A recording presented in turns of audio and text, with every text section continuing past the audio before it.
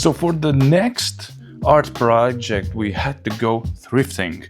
Why? Because I wanted to find an interesting object to use with these markers. These are acrylic markers, and basically you can draw with them on anything, but they are the brush type, like the tip of the marker is like a brush. So I wanted to find something interesting that we can draw on. And we went to a humongous outdoor thrift market, and I found these two interesting boxes that basically look like vintage lunch boxes, but they are not. There used to be, it's from 1970s, Soviet Union times, and it was used to carry a voltage meter. I gave the voltage meters back to the seller because I only need the case, but the case is made from aluminum. It's very sturdy. It has a fake leather handle, and I think this is gonna be a wonderful project because I wanted something with a flat surface, so it would be much easier for me to draw on. But in this video, I just wanted to show you the thrift market that we went through looking for these, because the market was huge. I did get a chance to film some of the things, but I will need to get behind my microphone and do a voiceover to tell you about the interesting things that we found, and the video about these lunch boxes, vintage, let's call them vintage lunch boxes. The video about these vintage lunch boxes are gonna be uploading pretty soon, so stay tuned, subscribe to the channel. Okay, let me adjust my mic and let's try and doing this single go. I just wanted to talk about my memories about the objects I'm gonna show you, talk about how horrible they were or how good they were. Overall, I think our Soviet childhood was much different than in the rest of the world, especially in the United States, where you had everything and we could only dream of something from the Western Hemisphere. So let's go. Let's get this show on the road. If you're new here, welcome. I'm a creative person through and through, and this is the place where I share my journey.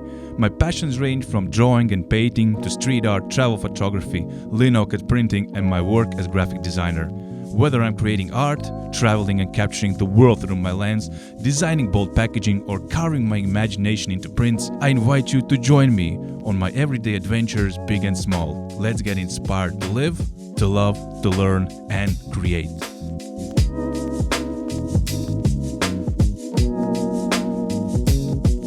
So basically, this is an open air market, and what I didn't know, it happens a few times a year, and there are people selling from all over the Baltics. I even saw somebody from Poland. So it's not a local market. The things are gathered from all around Europe, but mostly we can find something from Soviet era. But mostly it's a bunch of old crap, and the prices vary, but something was very cheap and something was very expensive. Like these cars here, it's our childhood trauma. This was super exclusive stuff that nobody ever almost saw, nobody tried them. This was unbelievable if you could drive this car when you were a child. This was like a luxury Porsche for kids. Seeing them in this market in such a good shape is crazy. I think the cost for one of them was 150 or 250 euros, which is around how much, $300, and based that they're, I don't know, from 1980s, 1970s. And what you do is just pedal them with your feet and steer. I bet something very similar was in the 50s in America. So of course Soviet Union copied everything and tried to make their own. Well, this was a Soviet version of those little cars that kids could drive, but this was a super rare for us. That's why still when people see these cars and we see them, it's like, oh my God, everybody's eyes just brighten up and everyone wants to get one just because of the crazy nostalgia that we didn't have those. Right now you can buy a battery powered same car, any type, and will cost you everything basically the same.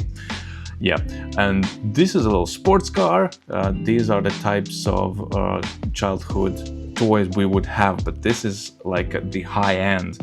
Maybe it looks like crap, but for us, this was the high-end toy. And mostly, I think, some of those toys, some of those best toys came from Czechoslovakia from that time and from Estonia. And some of the good toys were made right here in Latvia because we had our own factory called Straume, which could be transferred as, I don't know, flow. And they made a lot of toys that were with electronic parts, like toy guns with sounds and lights, and little cars that drove forward and backwards. But that was basically it. And this is a super exclusive thing. This is a radio, not a radio, but the remote car. And you can see that this remote car has a wire attached to it. We didn't have even these, but we didn't have radio controlled cars. Our remote controlled cars had a wire, and you had to go behind the car alongside with it, and you had a little remote. And I heard a child behind me saying, like, this is so stupid, because it's not a radio control, you have to go behind it, and what's the point of that? Yeah, but back then, even driving something remotely with a remote was absolutely bonkers. And I don't know any kid who had this car. We only saw it in in stores, in toy stores, behind a glass screen. We never played with them. So still, this is 50 euros, which is pretty high. But now thinking back, God damn it, I should have bought it just for the fun of it, just to show you how it works and how it looks. And this guy was very cool with his top hat, selling some old vintage phones. I wanted to capture him. He looked really cool. And this is another trauma from the childhood. These are the roller skates that we had as children, and they were horrible. They are meant to be like one size fits all. There's a little screw, you can adjust the length of the skate, but it was basically attached to your foot with those little leather straps, and that's it. And back in the day, the asphalt tarmac or our sidewalks wasn't all that good. It was basically patch on a patch on a patch, and sometimes it was very rough. So rollerblading was not like on an ice rink where you have extra smooth surface, and you can, like in the 80s, I think, in the 80s or 70s, when the disco was booming and everybody was rollerblading in these ice rinks indoors, we didn't have those. So we had these horrible skates that always fell off your foot. I don't know how even we didn't get traumatized, because they were basically holding together with a small lace, and that's it. I remember as horrible experience. We mostly played with them like with little cars, because skating on them, forget about it. It was impossible. Another weird thing that comes from our childhood is this elixir, how do you say it even? Basically an extract from pines, and it was, I don't know, some kind of a legend or what, that you should have used this extract in your bath. You basically you put it in your bath, and the whole bath starts to smell of pines, and somehow that was arguably to do something good for your body. But back then, I think everything was made from pines, which is weird. It just made the water smell funky, and that's it. I don't know if there's a real benefits from it. And this is another trauma for all the children in Soviet Union. These are the Donald Duck bubble gums. These are basically the only bubble gum we had, and if you ever got to chew it, you were a super lucky kid. And what you had inside of these bubble gums were these little wrappers, or how to say, these little comic strips, and they were in a price of gold for children. What we used to do, we used to collect them, and when you had enough, when you had a bunch of them, you can trade or you could play them. What I mean by playing, basically you could compete with others. So you put one of your Donald comic strips and somebody else puts another of those comic strips, and then you do a motion with your hand and try to flip them. And the ones that flip over with the comic side up, they are yours. And the next one guy goes and tries to flip the other one, and that was the game. Basically, as kids, we played a little casino in every school, in every kindergarten, to get as much as of these, I don't know, how do you call them in America? We call them Donaldini, basically the same name. Little Donalds, I don't know, stupid. But yeah, that was a childhood trauma. Chewing gum was a trauma for us. Oh, another great example of a rough Soviet childhood was these metal toys. Basically, they look extra vintage, but they were I remember them in my childhood very vividly. So it was around 86, 87 up to the mid 90s. Still, we had these toys. This was a little wind-up Aeroflot plane, and this was a good toy. This was considered a very good toy, and it was not cheap. So again, not everyone had them. Also, a big thing, if you had anything from the Western side of the world, or we call it the import stuff.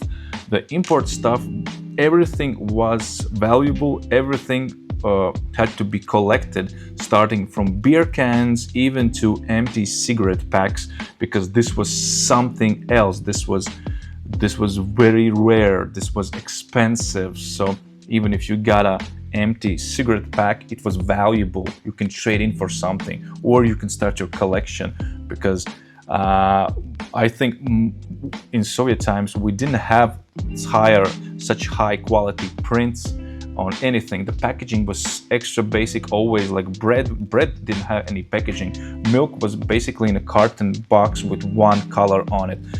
This meat or juice, everything came in glass jars. There was no design. There were no graphic. There was some graphic design, arguably, but it was not that cool, like with gold packaging, gold fonts. There was nothing. So you can still see here, somebody is selling empty cigarette packs, which maybe somebody still collects them. But back then, yeah, it was really cool.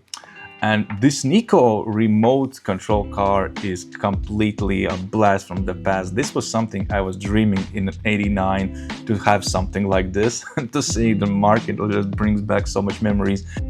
Our next thing are old mobiles.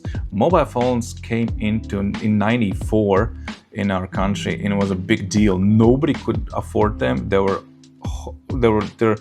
They were so expensive, it was like a miracle. One thing is you could buy a phone, but the second thing, you need that mobile coverage. You need to pay some money every month for your subscription, and it was crazy. Like calling 1 minute was abundance of money, and only some high-end gangsters and businessmen only had a mobile phone. So mobile phones, that was a big thing. And then we found this one. I even bought one of these cars. I don't know from where they are. They called Days Gone, just like the PlayStation game. But they were really cool, vintage looking car models. And I don't know why are they so cheap, at $2 a piece. I really like them. Cool design, cool cars, and with existing brands like Lipton Tea. Yeah, just a nice find. Like, if I could, I would take them all. And this was really funny. This was a Kawasaki bike phone, which is a rarity to see, because those phones only I've seen American TV shows where the phone was a baseball, not a baseball, oh my God, a football, or the phone is a hamburger. So seeing Kawasaki phone was fun. So a lot of junk, a lot of old pieces, but I couldn't find anything that I would be able to draw on, and I was losing hope that I'll go home empty-handed. Many of the guys had military equipment, lots of helmets and knives and whatnot.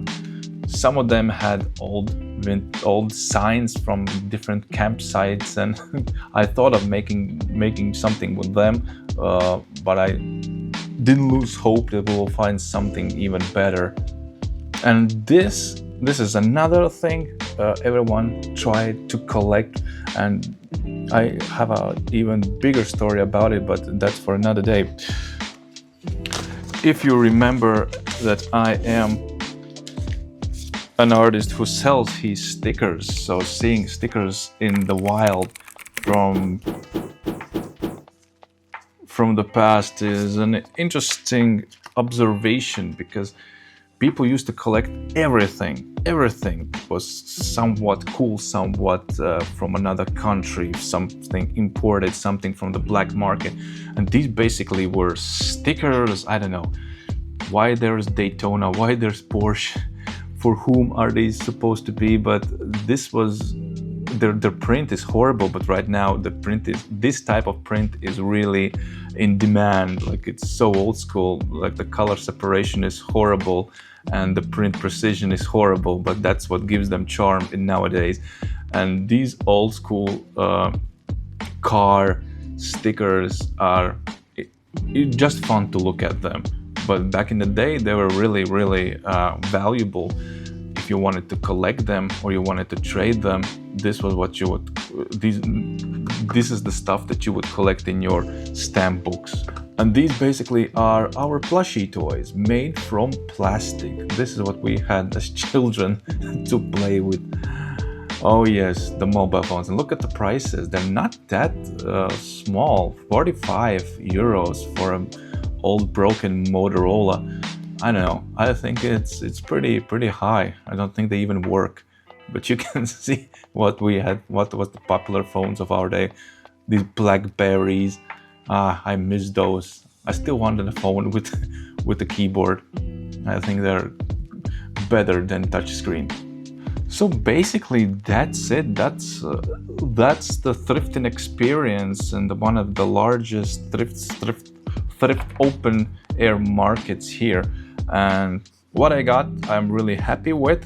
I think those lunchboxes are gonna be great. It's gonna be interesting to work on them. I bet they're gonna look very dope as a finished product. I don't know if I will be able to put on my Etsy store. Would I be able to ship them? Because I think they're pretty heavy, and I have no idea how much shipping is gonna cost, because shipping in general right now is so damn expensive that even sending you a packet of my stickers is, I think the cheapest price is still $5 to $7, which I think for such a small package, which weighs only around 100, not even 100 grams, around 50 grams. I think it's still expensive, because it means I have to price my stickers $7 more. And if my stickers cost 20 in the store, you think, oh my God, why is that so much?